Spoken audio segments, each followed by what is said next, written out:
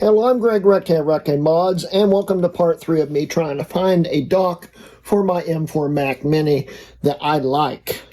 And in today's video, we're going to be reviewing this Acasis mini case docking case, which I supported Acasis for this project on, Kickstarter. And it costs about twice as much as my Ugreen dock here, but supposedly has more features. It's a lot better in most ways. And I was originally going to film this video on a short, but I got halfway through filming that video and realized there's no way in heck I can actually cover this whole dock in a short video.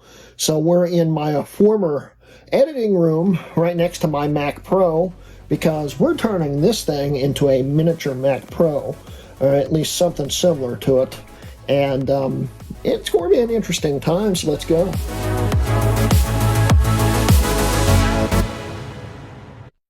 So there are a lot of Mac Pro style cases out there on the market, and this one is the one I found that has the most features out of all of them. Even though some look more like Mac Pros than this does, this has more features and will make it more capable.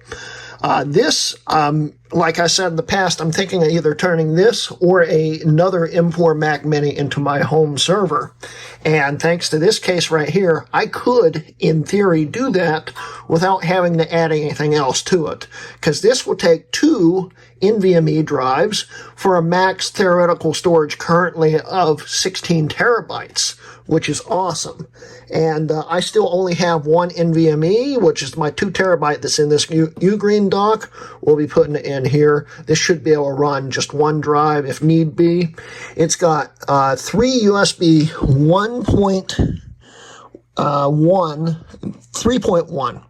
3 USB 3.1 ports in the front, plus a power switch, which I'm not really sure what that's for. I guess it's to turn the dock itself on, because this needs external power for some of it to work. I don't know if it needs it for all of it to work, but you plug it in right here, and then you add a power brick, which comes with the dock here, and you add that, and then the dock also came with a USB-C cable for power, and strangely enough, a Thunderbolt 4 cable, which is a little weird because this is running on the USB-C protocol, which, of course, Thunderbolt 4 is USB-C, but this is running on the slower standard, so they could have probably gotten away with just a USB-C cable.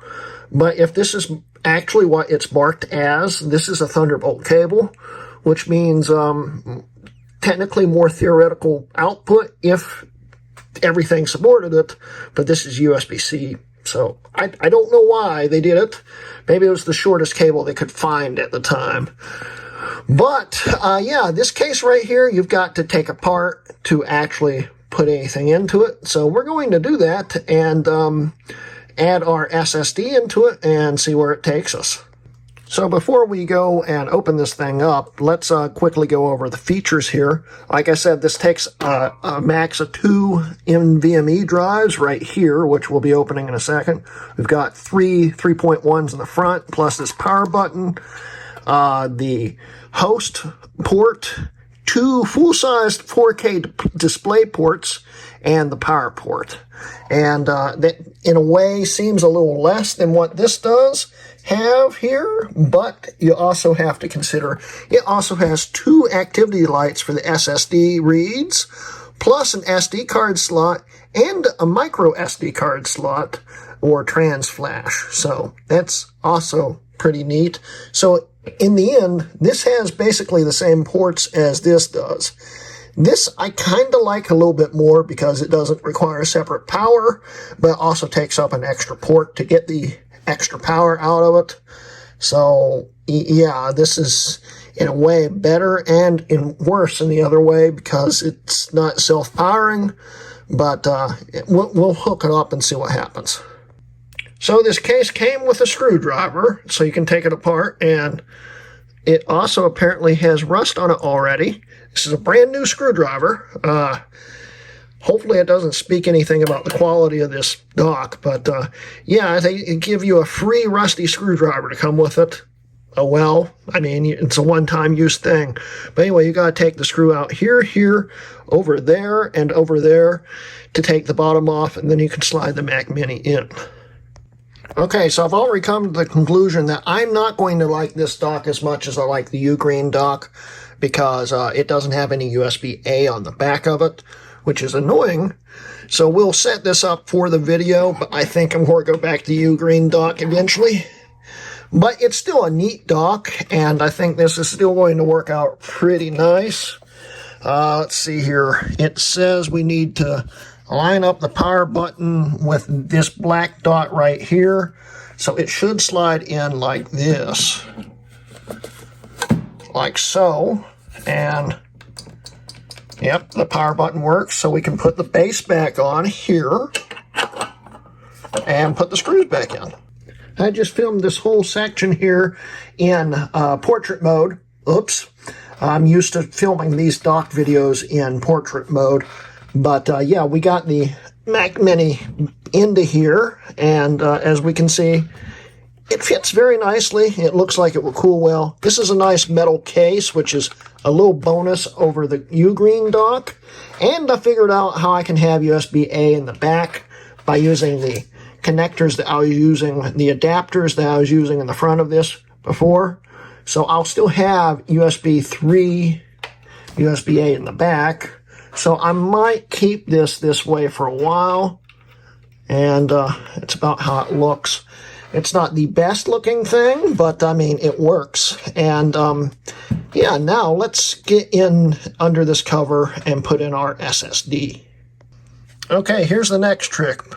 It comes with 4 thermal pads for the SSD, which translates to me that one needs to go underneath maybe, and one needs to go above. And they're extremely thick, so I don't think they're going to cool super great. But this is actually a better cooling solution than the Ugreen dock, because the Ugreen dock has no airflow or anything around it, which is better because it got hot. This probably won't get as hot, but these thermal pads I don't think are going to do a whole lot.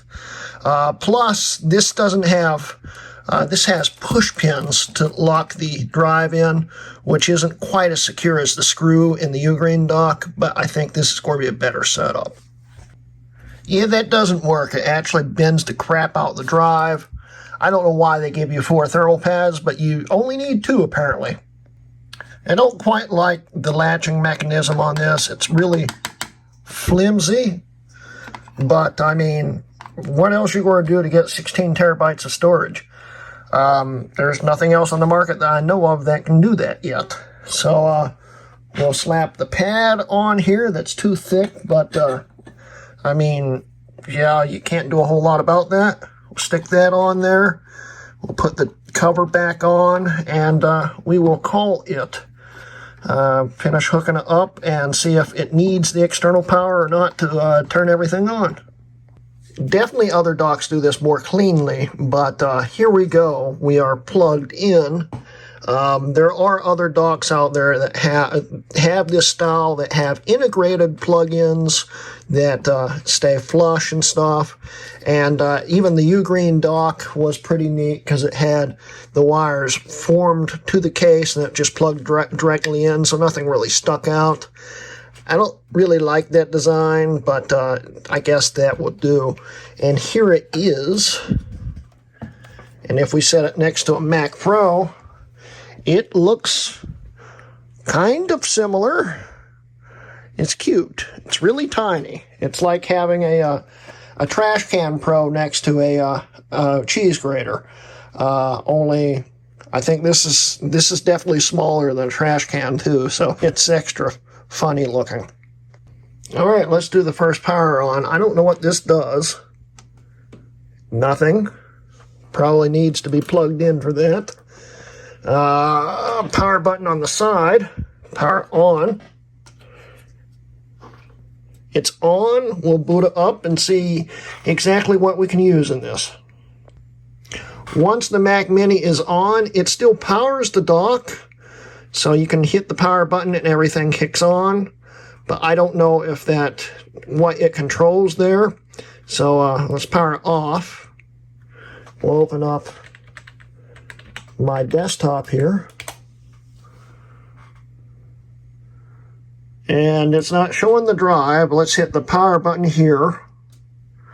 Turn it on, and I see nothing.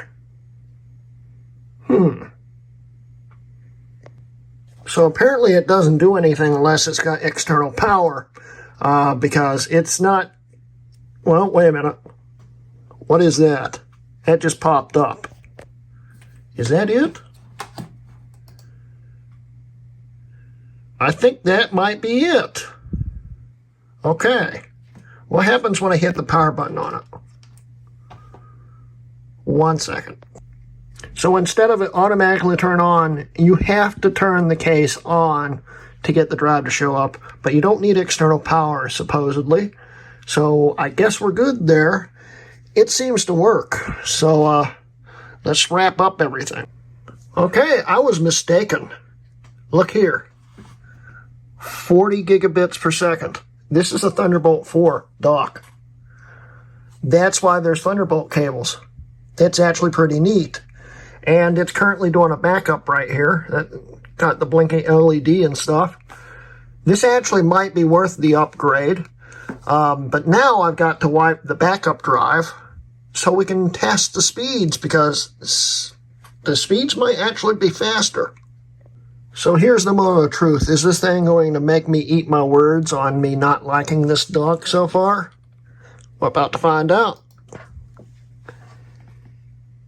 It is. Those are Thunderbolt speeds. Wow! You're kidding me. Okay, 1 second here. There's the Ugreen dock running on the USB protocol, and there is the new dock running on Thunderbolt. Big, vast difference. This is really neat. This is exactly the kind of thing I wanted with an upgrade, which makes me not like this thing. I actually do like it, just because the speeds alone. This would make an excellent network server. I probably won't leave this particular system in this case, but for now I will, and play around with it, because that's impressive. That was worth the extra double what the Ugreen dock cost. I think this was like $140, and just these speeds alone makes it worth it. I mean, of course, it's still nowhere near the theoretical speed that you can get with this NVMe that's in it, but it's still a lot faster than it was. We're talking about 500 megs roughly on both. This one's over 600 or 700. It's a big, huge difference in speed, so that's a bonus. All right, the system is doing its first backup on the freshly restored drive here, and as we can see, that is quite fast. Nothing sped up. This is actually the speeds this thing's reading and writing at right now. It's already at 18%, 19%, 20%, doing a complete backup of this Mac. It's very, very fast and very impressive. So in the end, is it worth buying this Acasis case right here? If you're looking for high-quality storage speeds, this is the best affordable I think you can go for, and you can do up to 16 terabytes currently, and you'll be able to do more in the future probably if they finally go past 8 terabytes on NVMe. So that's awesome. This thing will be expandable for a very long time. It's great for network storage, and it would also be great for video editing and stuff like that, because even though it's still slower than the built-in drive by a third the speed, it's still a lot of speed. And I think this little case right here, I mean, it's a little mini Mac Pro now. Isn't it cute? It actually turned out pretty nice. It's still backing up. We're at 60% on the backup, and it's only been running for like 3 minutes. That's impressive. But yeah, I like this case. I don't like certain design cues of it. I don't like how the drives are set up. I don't like the fact that it doesn't have any back USB-A ports in the back of it.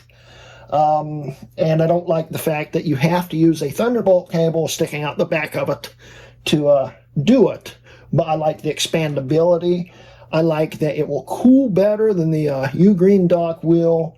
And I think altogether it's a better case quality-wise and in certain ways function-wise. But there are a few drawbacks, like you've got to turn the case on to have external storage, which all the other docks I have, the second you plug it in, the drive shows up. So that's one drawback. Other than that, there's not really a whole lot of drawbacks here. It's cute. It looks just like my Mac Pro now, more or less. It's got extra ports on it. It's useful. I don't like the fact I'll have to use external power. Probably if I add an extra NVMe in here, it will need external power to power both drives, which is annoying. It probably also doesn't support charging with the ports when it's not plugged in, but still, I think it was worth it. Just not to have to use the extra wires. It's okay. And this will be great for network storage when I get another M4 Mac Mini to set up as a new server, because I've been using my G4 X server for my G4 X serve for my channel backups for the last 5 or 6 years. 14 terabytes doesn't last very long. I've got most of the channel backed up on half of that, and then I've got my Macs backed up on the other half. Yeah, it's slow. It's loud. You can't hear this. Can you hear that? An Xserve, on the other hand, you can hear. So this will be a great network storage. If I get 2 8 terabyte drives, we're talking about storage that will be a few hundred times faster than the storage I currently have in the network. It's going to be a lot quieter, more efficient. I can leave this running all the time. I've got to leave that shut off. This will cool better than my Airport Extreme or Time Capsule, my Time Capsule. My Time Capsule's slow too. I've got a 10 terabyte Time Capsule, and I had to cut it off because it was messing my network up. So this is going to be a perfect solution for that. Be great for network storage. I need to get another Mac Mini because I'm using this for a whole different reason. Right now, it is doing some backups, and it's pretty efficient. And I think this case will help a lot. And we've already got the backup done. So, yeah, it's that fast. This is blazing fast. So all the design drawbacks are worth it just for the drive speed alone, which I'm very happy with. But yeah, that's the end of today's video. I wanted to make this a short, like I said at the beginning of the video, but there was just no way I could cover this whole dock and do it. Plus, I didn't want to go next door to do it, so that's why we're in my old recording room, or editing room. But, yeah, I apologize for the poor lighting, and the audio is probably not super great, but, I mean, hey, you got to see a review on this Acasis, I forget what they call it, the A200 or something like that. It's, I'll put it in annotation. It's a nice little case, and it's got drawbacks, and you've heard my opinions on it, but I like it. In total, it's a winner in my book, and I think this will work great, so it's awesome. Anyway, that's the end of today's video, guys. Don't forget I have a Patreon and memberships. If you'd like to join, please like and subscribe. And that's the end of today's video. This has been a Hrutkay Mods video. Well, I'm remoted into this right now, and this just gives you a little more info on the Thunderbolt. Since this is actually a Thunderbolt drive, it will show up in NVMe Express as a generic SSD controller, which means we're still getting somewhat good speeds out of it. It's actually detecting it as a native device because Thunderbolt, of course, is using PCIe protocol, which means this is technically native speeds. Link width at 2 times would be why it's a little slow. This is nowhere near the speeds it should be doing, the drive, but the fact that it's twice the speed almost of what it was definitely worth it. One more thing, look how little it is compared to a 6.1 Mac Pro, and these have roughly the same horsepower in them. It's just a huge difference, and man, is this thing heavy.